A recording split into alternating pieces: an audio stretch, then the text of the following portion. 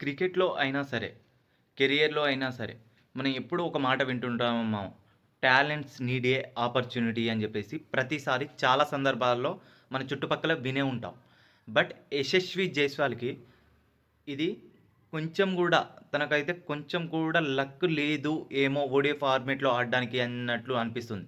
ఎందుకంటే తను ఆఫ్ఘనిస్తాన్‌తో జరిగిన థర్డ్ ఓడిఐ మ్యాచ్‌లో సెంచరీ కొట్టాడు. అండ్ తనకు ఆపర్చునిటీ వచ్చిన లాస్ట్ 3 ఇన్నింగ్స్‌లలో ఓడిఐ ఫార్మాట్‌లో లాస్ట్ 3 ఇన్నింగ్స్‌లలో 2 సెంచరీస్ చేసిన ఈ లెఫ్ట్ హ్యాండెడ్ బ్యాట్స్‌మెన్‌కు ఇండియా వర్సెస్ ఇంగ్లాండ్ మధ్య జరగబోయే ఓడిఐ సిరీస్‌లో భాగంగా తనకైతే ప్లేస్ దక్కలేదు. నిన్న ప్రకటించిన 15 మంది స్క్వాడ్‌లో తన పేరైతే లేదు.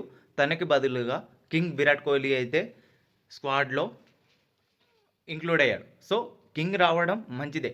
బట్ ఇంత బాగా పర్ఫార్మ్ చేసిన యశస్వి జైస్వాల్ కనీసం స్క్వాడ్‌లో లేకపోవడం బాధాకరమైన విషయం అని చెప్పేసి నేను అనుకుంటున్నాను మామ.